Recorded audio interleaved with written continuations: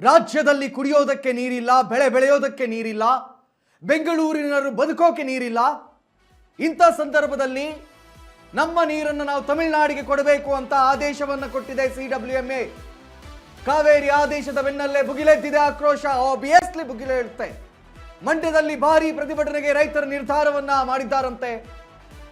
ಮಂಡ್ಯ ಮದ್ದೂರು ಭಾಗದಲ್ಲಿ ಇಷ್ಟು ಹೊತ್ತು ಆದೇಶಕ್ಕಾಗಿ ಕಾಯ್ತಾ ಇದ್ರು ಈ ರೈತರು.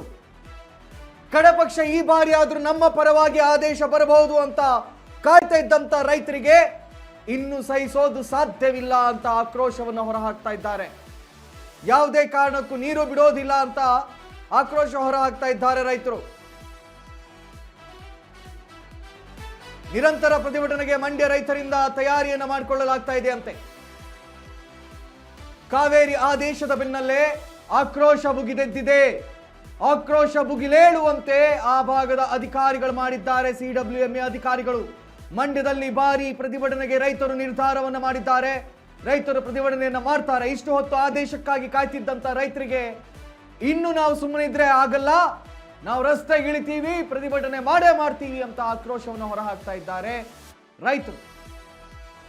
ಮಂಡ್ಯ ಮಾತ್ರವಲ್ಲ, ಕರ್ನಾಟಕದಾದ್ಯಂತ ಇವತ್ತಿನ ಈ ಬೆಳವಣಿಗೆಗಾಗಿ ಕಾದು ಕುಳಿತಿದ್ರು.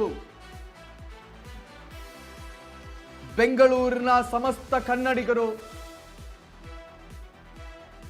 ಮಂಡ್ಯ, ಹಳೆ ಮೈಸೂರು ಭಾಗ, ಮದ್ದೂರು, ಚನ್ನಪಟ್ಟಣ ಇವರೆಲ್ಲರೂ ಕೂಡ ಕಾದು ಕುಳಿತಿದ್ರು. ನೋಡೋಣ ಈ ಬಾರಿ ಆದ್ರೂ ನಮ್ಮ ಪರವಾಗಿ ಒಂದಿಷ್ಟು ನಿರ್ಧಾರಗಳನ್ನು ತೆಗೆದುಕೊಳ್ಬಹುದು, ನಮ್ಮ ಪರವಾಗಿ ಒಂದಿಷ್ಟು ತೀರ್ಪುಗಳು ಬರಬಹುದು ಅಂತ ಕಾಯ್ತಾ ಇದ್ರು. ಆದ್ರೆ CWMA ಮಹಾ ಮೋಸವನ್ನ, ದ್ರೋಹವನ್ನ, ಅನ್ಯಾಯವನ್ನ ಮಾಡಿದೆ ನಮಗೆ.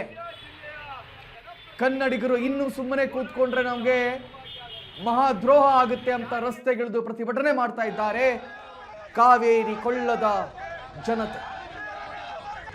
ಇಷ್ಟು ಮಾತ್ರ ಅಲ್ಲ, ದೆಹಲಿಯಲ್ಲಿ ಕೂಡ ಇದೀಗ ವಾತಾವರಣ ಬದಲಾಗ್ತಾ ಇದೆ. ದೆಹಲಿಯಲ್ಲಿ ತುರ್ತು ಸಭೆಯನ್ನ ಮಾನ್ಯ ಮುಖ್ಯಮಂತ್ರಿಗಳಾಗಿರ್ತಕ್ಕಂಥ DK ಶಿವಕುಮಾರ್ ಮತ್ತು ಮಾಜಿ ಮುಖ್ಯಮಂತ್ರಿಗಳು ಸಿದ್ದರಾಮಯ್ಯರವರು ಮಾಡ್ತಾ ಇದ್ದಾರೆ. ಸಿದ್ದರಾಮಯ್ಯರಿಂದ ಹೆಚ್ಚಿನ ಮಾಹಿತಿಯನ್ನ ಯಾವ ರೀತಿಯಲ್ಲಿ ನಡೆಯನ್ನು ತಗೊಳ್ಬೇಕು ಅಂತ ಹೇಳಿ DK ಶಿವಕುಮಾರ್ ನಿರ್ಧಾರಗಳನ್ನು ತೆಗೆದುಕೊಳ್ತಾ ಇದ್ದಾರೆ. ಕಾವೇರಿ ಆದೇಶದ ಬೆನ್ನಲ್ಲೇ ಭುಗಿಲೆದ್ದಿದ ಆಕ್ರೋಶ. ರೈತರು ರಸ್ತೆಗಿಳಿತಾ ಇದ್ದಾರೆ. ಬಿಗುವಿನ ವಾತಾವರಣ ನಿರ್ಮಾಣವಾಗ್ತಾ ಇದೆ ಕರ್ನಾಟಕದೆಲ್ಲೆಡೆ. ಕನ್ನಡ ಪರ ಸಂಘಟನೆಗಳು ಕೂಡ ಒಟ್ಟು ಸೇರ್ತಾ ಇವೆ. ಕರ್ನಾಟಕಕ್ಕೆ ಆಗಿರುವಂತ ಈ ಮಹಾ ಮೋಸವನ್ನ, ದ್ರೋಹವನ್ನ ಕನ್ನಡಿಗರಿಗೆ ಹಾಹಾಕಾರ ಎದ್ದಿದ್ರು ಕೂಡ ತಮಿಳುನಾಡಿಗೆ ನೀರು ಬಿಡಬೇಕು ಅಂತ ಅವ್ರೇನ್ ಕೇಳ್ತಾ ಇದ್ದಾರೆ. ಇದನ್ನ ಯಾವುದೇ ಕಾರಣಕ್ಕೆ ಒಂದು ಕನ್ನಡದ ಮಾಧ್ಯಮವಾಗಿ, ಕರ್ನಾಟಕದ ಜನತೆಯ ನೊಂದವರ ಧ್ವನಿಯಾಗಿ ಯಾವುದೇ ಕಾರಣಕ್ಕೆ ಇದನ್ನ ಒಪ್ಪಲ್ಲ. ಇದನ್ನ ಖಂಡಿಸ್ತೀವಿ. ಖಂಡಿಸೋದು ಮಾತ್ರವಲ್ಲ, ಇವತ್ತು ಸಂಜೆಯಿಂದ ಈಗ ಈ ಕ್ಷಣದಿಂದಲೇ ನಿರಂತರವಾಗಿ ಈ ಕುರಿತಾಗಿ ಸುದ್ದಿಯನ್ನು ನಾವು ಬಿತ್ತರಿಸ್ತೀವಿ. ಇವತ್ತು ರೈತರ ಪರವಾಗಿ, ನಾಡಿನ ಸಮಸ್ತ ಜನತೆಯ ಪರವಾಗಿ ಸಂಪೂರ್ಣ ವಾಹಿನಿ ನಿಮ್ಮ ಧ್ವನಿಯಾಗುವಂತಹ ಎಲ್ಲಾ ತೀರ್ಮಾನಗಳನ್ನು ಕೂಡ ನಾವು ತೆಗೆದುಕೊಳ್ತಾ ಇದ್ದೀವಿ. ದೆಹಲಿಯಲ್ಲಿ CM DKಶಿ ತುರ್ತು ಸಭೆಯನ್ನು ಕೂಡ ಕರೆದಿದ್ದಾರಂತೆ.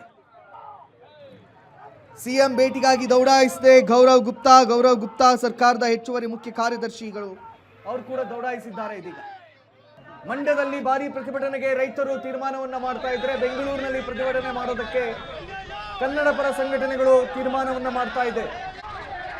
ರಾಜ್ಯದಲ್ಲಿ ಮುಂಗಾರು ಮಳೆ ಬರ್ತಾ ಇಲ್ಲ. ಪಾಪ ರೈತರು ಮಳೆ ಬರಲಿ ಅಂತ ಹೇಳಿ ಕಪ್ಪೆಗೆ ಮದುವೆ ಮಾಡೋದು, ಕತ್ತೆಗೆ ಮದುವೆ ಮಾಡೋದು ಇದನ್ನೆಲ್ಲ ಮಾಡಿದ್ರು. ಅಂತ ಪರಿಸ್ಥಿತಿ ಇಲ್ಲಿ.